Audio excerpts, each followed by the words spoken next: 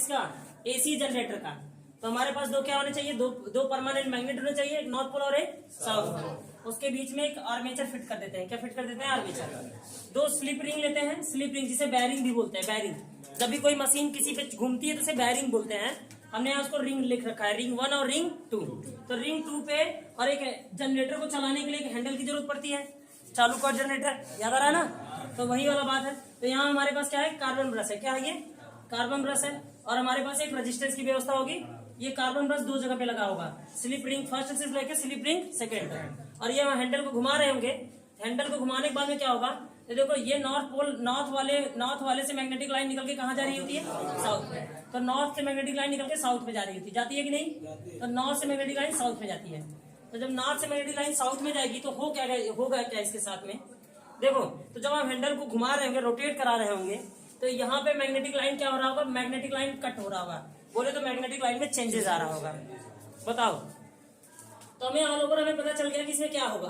क्योंकि जब हैंडल को जब घुमा रहे होंगे तो यहाँ से जो मैग्नेटिक लाइन निकल के वहां जा रही है, तो मैग्नेटिक हैंडल को घुमाने के बाद में क्या होगा, बताओ। हैंडल को मूव कराने के बाद में, जब हैंडल को मूव कराएंगे, हैंडल को रोटेट कराने पर, रोटेटेड कराने पे क्या होता है, जैसे ठीक है, मैग्नेटिक लाइन कट होगी। क्या होगी, मैग्नेटिक लाइन कट होगी। इसका मतलब मैग्नेटिक लाइन में चेंजेस आ रहा होगा। क्या हो रहा होगा, मैग्नेटिक लाइन में क्या आएगा, चेंजेस, ठीक है ना। और मैग्नेटिक लाइन में चेंजेस आएगा तो क्या होगा, तो मैग्नेटिक फ्लक्स में चेंज आएगा। किसमें आएगा, तो मैग्नेटिक फ्लक्स में चेंज आएगा, बोलो। और मैग्नेटिक फ्लक्स में चेंज आएगा तो क्या बनेगा, ईएमएफ बनेगा, ठीक है ना। और ईएमएफ बनेगा तो ये जनरेटर क्या निकाल के दे देगा, इंड्यूस्ड करंट निकाल के दे देगा। Exact clear. लेकिन हमारे यहाँ पे कंडीशन ये पड़ता है कि ये कितना, मतलब कब ये किस, देखो इसमें कंडीशन है कि जब हैंडल को जब हम घुमा रहे होंगे तो हैंडल बहुत बार मैग्नेटिक लाइन को कभी कभी ज्यादा काट रही होगी तो कभी कम काट रही होगी। तो यहाँ पे हम इस बात को समझेंगे कि मैग्नेटिक लाइन कब ज्यादा काट रही होगी और कब कम काट रही होगी। जब मैग्नेटिक लाइन ज्यादा काट रही होगी तो उसमें ज्यादा फ्लक्स में चेंजेस आ रहा होगा, और जब ज्यादा फ्लक्स में चेंजेस आ रहा होगा तो वहां पे ज्यादा करंट बन रहा होगा। तो हम यहाँ बात करेंगे, जैसे हमारे पास ये रेक्टेंगुलर शेप का कॉइल है, ये रेक्टेंगुलर शेप है। कैसा कॉइल है हमारा, रेक्टेंगुलर है। अब हम इसे हैंडल से घुमा रहे हैं, क्या कर रहे हैं, हैंडल से घुमा रहे हैं। तो जब और मैग्नेटिक लाइन मान लो इधर से इधर जा रही है, कहां से, यहां से इधर जा रही है, इधर से पूरा मैग्नेटिक लाइन किधर जा रही है, इस साइड जा रही है। तो हम जब इसे घुमा रहे होंगे तो मैग्नेटिक लाइन जब इस तरह पे आएगा, इस तरह से, तो मैग्नेटिक लाइन ज्यादा लिंक हो रहेंगे इससे।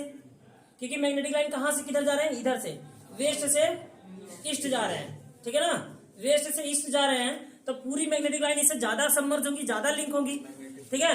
तो अब देखो ये धीरे धीरे जब ये ऐसा घूमने के बाद में ऐसा हो रहा होगा तो मैग्नेटिक लाइन क्या हो रहा होगा, मैग्नेटिक लाइन कम लिंक हो रही होगी। और मैग्नेटिक लाइन कम लिंक हो रही है तो फ्लक्स में चेंजेस भी कम हो रहा है, क्योंकि मैग्नेटिक लाइन जितना लिंक होंगी उतना फ्लक्स बनता है। तो मैंने कहा जब ये 180 डिग्री पे आ गया होगा, कितना, 180 डिग्री पे आ गया होगा, तो उस समय फ्लक्स नहीं बन रहा होगा, बहुत कम बन रहा होगा, क्योंकि मैग्नेटिक लाइन सिर्फ ऊपर से निकल जा रही होगी। कहां से, सिर्फ ऊपर से निकल जा रही होंगी, ऊपर से निकल जा रही होंगी, समझ में आया। लेकिन अगर मैग्नेटिक लाइन ज्यादा लिंक होंगी कब, जब ये फिर से ये कितना कोड बनाने लगे, 180 के ऊपर, 180 से क्या हो, कम होता है, ऐसे ऐसे कितना बना ले, 90 डिग्री बना ले। और 90 डिग्री पे ये सबसे ज्यादा मैग्नेटिक लाइन को कट कर रही होगी, तो सबसे ज्यादा फ्लक्स में क्या हो रहा होगा, चेंज हो रहा होगा, मतलब मैग्नेटिक फ्लक्स बन रहा होगा। उसके बाद में धीरे धीरे कम हो जाएगा और 180 डिग्री पे बिल्कुल कम हो जाएगा, समझा कि नहीं। एंगल बढ़ते बढ़ते 180 डिग्री पे जब पहुंचेगा तो फिर से क्या हो जाएगा, मैग्नेटिक लाइन क्या हो जाएगा, कम हो जाएगा। तो उस समय फ्लक्स भी कम बनने लगेगा और करंट भी क्या हो रही होगी, कम हो जाएगी। लेकिन अगर ये सिंक्रोनाइज हो जाए, लगातार मैग्नेटिक लाइन को चेंजेस करता रहे, तो हमें लगातार करंट मिलता रहेगा। सिंक्रोनाइज होना मतलब लगातार उसी रूप में रोटेट होने लगा। देखो आपने देखा होगा जनरेटर जब चालू कर देते हैं, पहली बार उसको क्या करना पड़ता है, घुमाना पड़ता है। तो जब घुमाते हैं तो काफी तेज से घुमाते हैं, तो जब एक बार घुमा देते हैं तो वो लगातार अपने आप ही घूमता रहता है, उसको बोलते हैं सिंक्रोनाइजेशन, समझ गए ना। तो वो सिंक्रोनाइज हो जाता है। हालांकि वो सिंक्रोनाइजेशन के बारे में हमें यहाँ नहीं पढ़ना है, हमें तो बस इससे क्या बनाना है, करंट बनाना है। हमें एसी जनरेटर कैसे पढ़ना है इसके बारे में जानकारी लेनी है, एसी जनरेटर के अंदर क्या हो रहा है, बस छोटा सा व्यू देखना है इसमें आपके 12th लेवल तक का, ठीक है ना। तो यहाँ पे हम बात कर रहे हैं। और ये जैसे ये चीजें मोटर मशीन में पढ़ते हैं, जब हम बीटेक कर रहे होंगे या डिप्लोमा कर रहे होंगे तो उस समय हमें इसके अंदर बात पढ़ना पड़ता है अलग तरीके से कि ये सिंक्रोनाइजेशन होता क्या है। लेकिन हमें वहां तक नहीं जाना है, हमें तो बस कहाँ करना है, हमें कंपटीशन एग्जाम अपने और अपने बोर्ड एग्जाम के लेवल तक ही रहना है। तो हमें यहाँ क्या करना है, देखो अभी आप समझ गए कि यहाँ हुआ क्या है, मैग्नेटिक लाइन में चेंज करेंगे तो मैग्नेटिक फ्लक्स में बनेगा। मैग्नेटिक फ्लक्स बनने से ईएमएफ बनेगा और फिर क्या बनेगा हमारा आईसी बनेगा। तो यहाँ पे बताओ कि सबसे ज्यादा फ्लक्स कब कट रहा होगा? तो फ्लक्स मैक्सिमम फ्लक्स कितने 90 डिग्री पे चेंज हो रहा होगा, 90 डिग्री पे कट रहा होगा, है कि नहीं? और मिनिमम फ्लक्स किस पे कट रहा होगा? मिनिमम नहीं, यहाँ मिनिमम ही मान लो, मिनिमम कब हो रहा होगा? फ्लक्स 180 डिग्री पे होगा। बोलो, तो इसका मतलब इसमें सबसे ज्यादा मैग्नेटिक फ्लक्स कट रहा होगा और इसमें सबसे कम कट रहा होगा। बाकी पूरा ऑल ओवर प्रोसेस यही है कि अगर आप क्या करो, हैंडल को रोटेट कराने पर क्या होगा? मैग्नेटिक लाइन में चेंजेस होगा, मैग्नेटिक लाइन चेंज होगा, क्योंकि मैग्नेटिक लाइन कट रही होगी। मैग्नेटिक लाइन चेंज होने की वजह से मैग्नेटिक फ्लक्स में चेंज होगा। मैग्नेटिक फ्लक्स में सबसे ज्यादा चेंजेस किस में मिल रहा होगा? 90 और 180 के बीच में। 90 और 180 के बीच में जो चेंज हो रहा होगा वो सबसे ज्यादा मिल रहा होगा, क्योंकि 90 में सबसे ज्यादा मैग्नेटिक लाइन मिल रही है, तो 180 में धीरे धीरे कम हो जा रही है। होते 180 से मतलब डायरेक्ट 180 पे बहुत कम हो गया, और 180 से पहले जब रहा होगा ये सब कितना degree?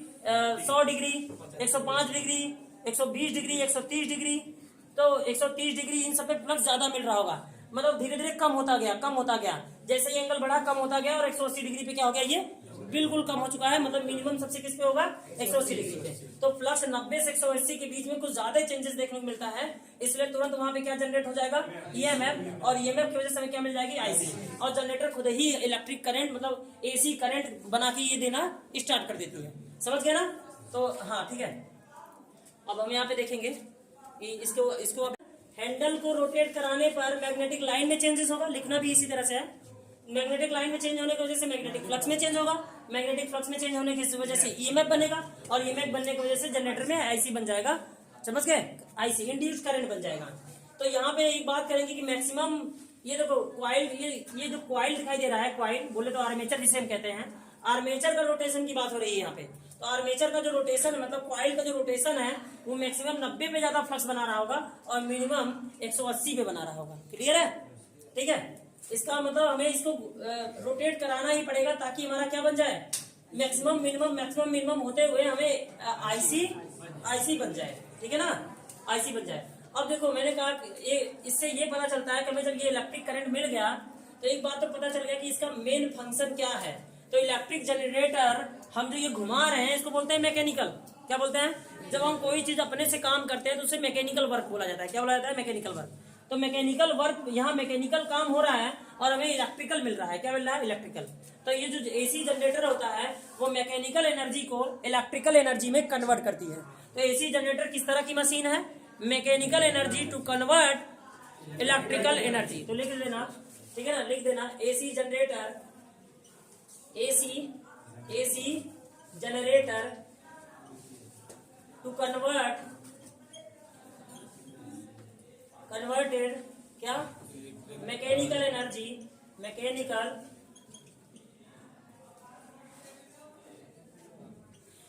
AC generator to convert mechanical energy into electrical energy. AC generator का क्या काम, मुख्य काम है? मैकेनिकल एनर्जी को किसमें बदल देता है? ये केमिकल एनर्जी। यांत्रिक ऊर्जा को विद्युत ऊर्जा में बनाने वाली मशीन कौन सी है? AC generator. तो यांत्रिक ऊर्जा को किसमें बदल देती है? ये विद्युत ऊर्जा में। आप हिंदी में लिख सकते हैं कि यांत्रिक ऊर्जा को किसमें बदलती है? ये विद्युत ऊर्जा में बदलने वाली कोई मशीन है तो वो कौन है? एसी जनरेटर है। ठीक है ना? हाँ। अब देखो, अब यहाँ पे बात करेंगे कि जब ये घूम रहा होगा तो ज्यादा से ज्यादा फ्लक्स लिंक हो रहे होंगे इससे। तो ज्यादा से ज्यादा फ्लक्स लिंक हो रहे होंगे तो हमें फ्लक्स का फार्मूला हमें पता है, फ्लक्स में चेंजेस का फार्मूला पता है। फ्लक्स बराबर क्या होता है? B dot A. क्या होता है? फाइव बी बराबर बी डॉट ए होता है। तो फाइव बराबर बी डॉट, अगर हम डॉट हटा रहे होंगे तो फाइव बी बराबर 5b equal to VA cos theta. लेकिन ये रोटेशन है, इसमें रोटेशन हो रहा है। इसमें जो भी काम हो रहा है किसकी वजह से हो रहा है? रोटेट करने की वजह से हो रहा है। किसकी वजह से? रोटेट करने से। तो यहाँ पे है ना थीटा इक्वल टू हम लेते हैं theta equal to omega T. Theta equal to क्या हो जाएगा? रोटेशन के समय पे एंगल हमेशा ओमेगा टी होता है। क्या होता है? Omega T. रोटेशन के समय पे जब भी एंगल लेंगे तो क्या होता है? ओमेगा टी, क्योंकि ओमेगा बराबर थीटा बाई टी होता है। क्या होता है? Theta by T. ठीक है ना? मतलब हम लिख सकते हैं ओमेगा बराबर थीटा बाई टी। ठीक है ना? क्यों ओमेगा बराबर थीटा बाई टू? क्योंकि v बराबर क्या होता है? x upon T. पढ़ा है ना? वेलोसिटी बराबर होता है डिस्टेंस डिस्प्लेसमेंट अपॉन टाइम। तो डिस्प्लेसमेंट यहाँ पे एंगल है, तो इसलिए एंगल अपॉन टाइम, तो अगर हम एंगल निकालेंगे तो क्या हो जाएगा ओमेगा टी, इसलिए जहां थीटा होगा हम क्या लिख देंगे ओमेगा टी, क्योंकि ये जब रोटेट कर रहा होता है तो किसी रोटेट कर रहा होगा तो यहाँ रोटेशनल मोशन का केस लगता है, क्या लगता है रोटेशनल मोशन का, जो आप 11 साइंस पढ़ के आए होंगे। तो ये रोटेशन मोशन की वजह से v बराबर x/t होता है लीनियर में, लेकिन रोटेशन में थीटा इक्वल टू क्या हो जाएगा ओमेगा टी, तो जहां थीटा वहां हम क्या पुट कर दे फाई v बराबर B A cos omega T, ठीक है ना, फाई v बराबर B A cos omega T, clear है। तो यहाँ पे हम आराम से इसे लिख रहे होंगे, ठीक है।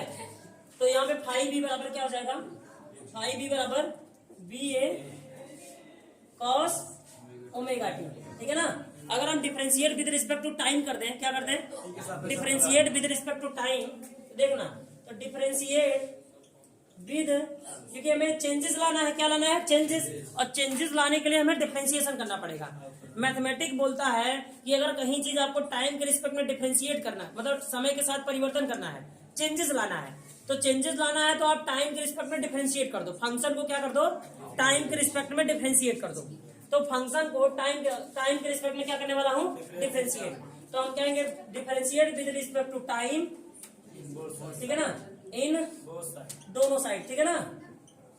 तो मैं दोनों साइड क्या करने वाला हूँ डिफरेंशिएट करने वाला हूँ, तो डी अपॉन डी टी और D phi B, D upon D T और B A cos omega T, clear है। और देखो D phi B upon D T, आराम होता ना, फैराडे का लॉ देखे थे, फैराडे लॉ क्या था बताओ जल्दी से, फैराडे लॉ था E equal to minus N D phi B बटे डी टी, ठीक है यही ना था। तो यहाँ से हमारा N D phi upon D T, ठीक है, जब हमारे पास एन टर्म होंगे तो हम एन लगा देते हैं, मान लेते हैं कॉइल में कितने टर्म हो एन टर्म, क्या हो जाएगा एन टर्म। तो यहाँ देखो ये देखो डी फाई बी बटा डी टी दिखाई दे रहा है, मान लो अगर इस कॉइल में एन फेरे हो तो ये क्या ईएमएफ बना देगा, ये ईएमएफ बना देगा, तो हमारे पास ईएमएफ बराबर क्या मिला, ये ईएमएफ हो गया, तो ईएमएफ बराबर क्या मिला बताओ, बी ए बाहर निकल जाएगा और कॉस ओमेगा टी क्या हो जाएगा साइन ओमेगा टी, और कॉस ओमेगा टी माइनस देता है पता है ना, और ओमेगा टी का हो जाएगा ओमेगा टी में क्या हो जाएगा ओमेगा टी का डिफरेंशिएशन करेंगे तो उसमें ओमेगा बचेगा, क्या बचेगा ओमेगा, तो इसलिए ईएमएफ का फार्मूला बना B A omega sine omega t, minus sine आप हटा दो कोई फर्क नहीं पड़ता है, तो ईएमएफ का फार्मूला क्या बना B A omega sine omega T, और हमें ये ईएमएफ फाइंड आउट हो गया, क्लियर है, ठीक है। तो हमें फ्लक्स का फार्मूला ये पता था ना, फ्लक्स का फार्मूला हमें ये पता था, यहाँ से नोट डाउन करेंगे, फ्लक्स का फार्मूला क्या था फाइव बराबर बी ए कॉस थीटा, और थीटा की जगह हम क्या लिख रहे होंगे ओमेगा टी, थीटा की जगह ओमेगा टी लिख दिया हमने, तो फाइव बराबर B A cos omega T हो गया। अब हम ये कॉस ओमेगा टी को किसके रिस्पेक्ट में डिफरेंशिएट कर देंगे टाइम के रिस्पेक्ट में, तो जब टाइम के रिस्पेक्ट में डिफरेंशिएट करेंगे तो d phi B upon D T और d upon D t B A cos omega T, तो ठीक है। तो यहाँ पे देखना ये डी फाइव बटे डी टी किसका फॉर्मूला होता है ईएमएफ का, फैराडे के लॉ से, ये पूरा ईएमएफ है क्या, ये पूरा ईएमएफ है, तो मैंने इसको रख दिया ईएमएफ, और इसमें से बी और ए बाहर निकल जाएगा, कॉस का डिफरेंशिएशन क्या होता है साइन होता है, माइनस साइन होता है, ठीक है ना, और ओमेगा टी का करेंगे तो क्या जाएगा ओमेगा, बाकी सब साथ में लिख दो, यही ईएमएफ बना जनरेटर के द्वारा जो ईएमएफ बना हमें ये मिला, और यही है जनरेटर का ईएमएफ, ओके। तो नोट डाउन कर लीजिए इसे,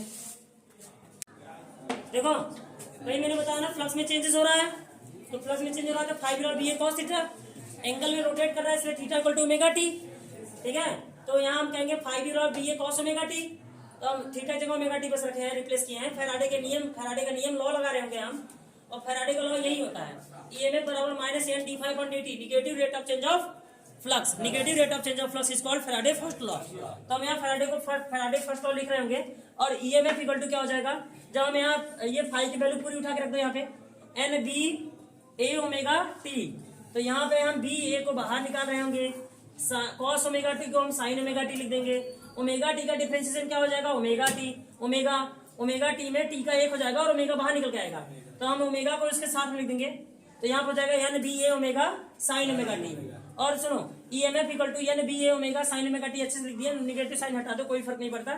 मैक्सिमम ईएमएफ, हमें मैक्सिमम ईएमएफ चाहिए तो हमें ओमेगा टी को थीटा लेना पड़ेगा 90 डिग्री, देखे थे ना रोटेशन, ये जो आर्मेचर था रोटेशन ये कितने डिग्री पे या 90 डिग्री पे ही फ्लक्स ज्यादा बना रहा था, मैक्सिमम फ्लक्स ये 90 डिग्री बना रहा था, इसलिए हमें ज्यादा फ्लक्स बनाना है ताकि ज्यादा ईएमएफ बन पाए और ज्यादा से ज्यादा हमें इंड्यूस करंट मिल पाए, इसलिए हमें थीटा क्या लेना पड़ेगा 90 degree.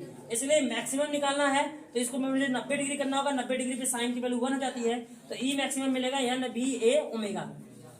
N B A omega की जगह पे क्या मैं ई मैक्सिमम लिख सकता हूँ? तो यस हाँ लिख सकता हूँ। तो ये में बराबर मिला हमें ई maximum into sine omega T, ई maximum into sine omega T. जिस तरह से हमें वोल्टेज मिला, ईएमएफ को हम वोल्टेज भी कहते हैं, क्या कहते हैं? ईएमएफ को हम वोल्टेज भी कहते हैं। बट वोल्टेज और ईएमएफ में डिफरेंस होता है कि वोल्टेज जो होता है वो स्केलर क्वांटिटी होता है, बट ईएमएफ वेक्टर क्वांटिटी होती है। ईएमएफ कैसी क्वांटिटी होती है? वेक्टर क्वांटिटी होती है। तो हमने यहाँ पे जिस तरह से हमने देखा कि ईएमएफ हमें क्या मिला, EMF equal to EMF equal to मिला है E maximum into sine omega T. तो हमें आईसी मिल गया, तो इसलिए आई बराबर भी मिलेगा I maximum into sine omega T. जिस तरह से वोल्टेज मिलता है उसी तरह से करंट भी मिलता है। यही हमारा है वो इंड्यूस करंट। हमें इंड्यूस करंट तक पहुंचना था और हमारा इंड्यूस करंट हमें मिल गया। एक बात यहाँ पे ध्यान में ये रखना है कि ये आया कहाँ से, तो आप इससे देख सकते हैं। ओम्स लॉ जानते हैं? ओम्स लॉ जानते हैं ना? ओम्स लॉ होता है, क्या होता है Ohm's law? V equal to I R, या I equal to V by R, ठीक है ना? V by R. तो वोल्टेज को तो हमने यही कहा, वोल्टेज हमारा क्या है? E maximum into sine omega T upon R. तो वोल्टेज अपॉन आर क्या होता है बताओ जल्दी से? I maximum. अगर वोल्टेज मैक्सिमम है और हमारा रेजिस्टेंस है, voltage maximum upon resistance, voltage upon R को क्या बोलते हैं? आई बोलते हैं। तो आई बराबर इसे मैं पूरा मैक्सिमम लिख रहा हूँ और ये हो जाएगा हमारा मैक्सिमम साइन ओमेगा टी। तो ये जो फॉर्मूला आया है असल में ये किससे आया है? ओम के लॉ से आया है। तो इसी प्रकार मैंने ये कहा कि लाइक दिस ईएमएफ हमारा अगर ये है तो लाइक दिस इस तरह से हमारा करंट भी हो जाएगा, जिसे हमने आईसी नाम दिया है। तो ये पूरा जनरेटर हमें क्या बना के दे दिया? आईसी। पूरा प्रोसेस वही हुआ है जो शुरू से होते हुए आ रहा है, जो फैराडे के लॉ में हमने सबसे पहले देखा था कि चेंज इन फ्लक्स करो, चेंज इन मैग्नेटिक लाइन करो, ठीक है ना? चेंज इन मैग्नेटिक लाइन करने से मैग्नेटिक फ्लक्स में चेंज होगा, मैग्नेटिक फ्लक्स में चेंज होने की वजह से ईएमएफ बनेगा और ईएमएफ बनने की वजह से इंड्यूस करंट बनेगा। और आज हमने इसका यूज इसमें भी कर लिया। तो ऑल ओवर पूरा चैप्टर ये खत्म हो चुका है, बस न्यूमेरिकल लगाना रह गया इसका, ठीक है ना? बस करते हैं।